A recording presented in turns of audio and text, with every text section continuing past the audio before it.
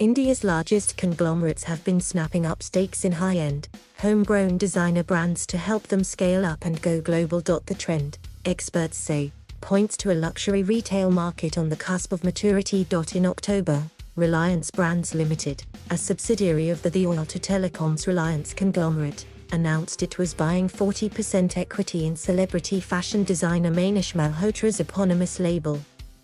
A week later, the company bought more than 50% stake in Ritu Kumar, one of India's oldest fashion houses.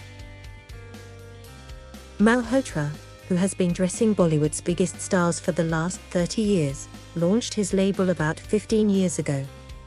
He has annual revenues in the ballpark of $30 million, according to Forbes. The call to partner with a corporate house like Reliance was driven partly by his decision to focus on his upcoming Bollywood directorial debut, Malhotra said. But it was also the result of his ambition to expand internationally. The label needs to get more organized. It's very family-led. It's a logical move, and in line with international trends, says Ankur Bisan, senior partner at Technopak Retail Consultancy. He points to several fashion powerhouses, Dior, Chanel, Hugo Boss, Saint Laurent, who did the same. They institutionalized by moving beyond the founder who started the eponymous labels. Many of the designers in India are now in their 50s and 60s and having to take that call. Mr. Bisan said. Reliance is keen to set up more flagship stores by Malhotra, and also hasten the company's foray into e-commerce. RBL's current portfolio of fashion houses includes marquee global brands such as Armani Exchange, Bottega Veneta, Jimmy Choo, Kate Spade New York, Michael Kors, Tiffany & Company among others. But RBL isn't the first or only company to invest in homegrown labels. Aditya Birla Fashion, owned by the India-based multinational Aditya Birla Group, has done the same. In recent years it has acquired stake in major couturiers like Sabyasachi, Tarun Tahiliani, and Shantanu & Nikhil. The shift towards domestic designer brands was long overdue, experts say. International brands are not going to appeal to an Indian audience. They've tried, said Nanada Kolra, editor-in-chief of Tata CLIQ Luxury. Apparel in India remains very specifically Indian in its taste. If you want to grow in the fashion market, you'll have to grow keeping very specific Indian tastes in mind. She added that since couture shopping in India is largely driven by weddings and religious festivals, the allure of homegrown labels lies in their emphasis on bridal and ethnic fashion. And by partnering with corporate companies, she said, designers can fine-tune and layer their products so they can reach a larger market through more affordable luxury wear. In fact, earlier this year, Sabyasachi became the first Indian designer to launch a collection in partnership with Swedish fashion giant H&M.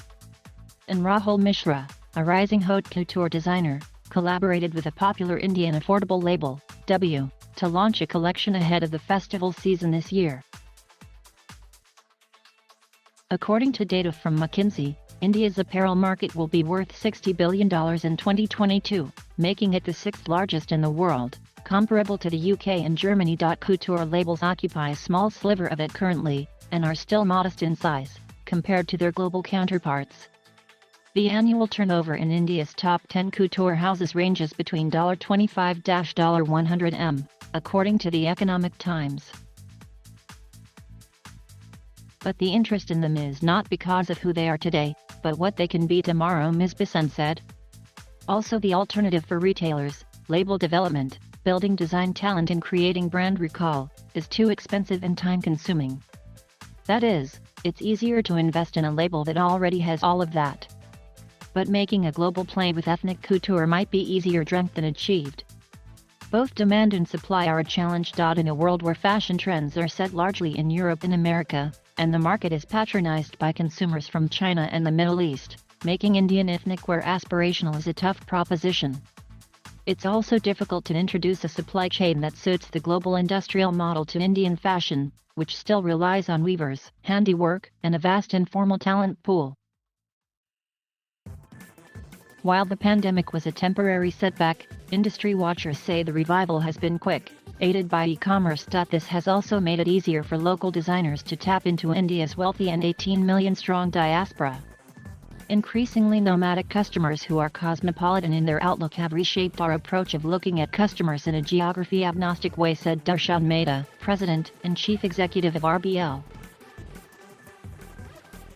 As the world opens up after the pandemic, Indian designers are also keen to expand overseas. Access to capital was a huge handicap for these labels, but that is no longer a hurdle. After the investment from Aditya Birla Fashion, Sabyasachi has announced that he will open a sprawling 60,000 SQFT store in New York in 2022. And in February this year, he showcased a selection of clothes and accessories in the city's luxury department store, Bergdorf Goodman. Given the flurry of announcements, experts believe the sector is riding a wave of optimism. Luxury needs help, Ms. Kulra said. I think we are going to see a very accelerated rate of acquisition, change and growth. It won't always be easy, and there will be dramatic break-ups, and pleasant falls-outs and conscious uncouplings. But I think things as we know it are going to change forever. Thank you for watching. Please subscribe.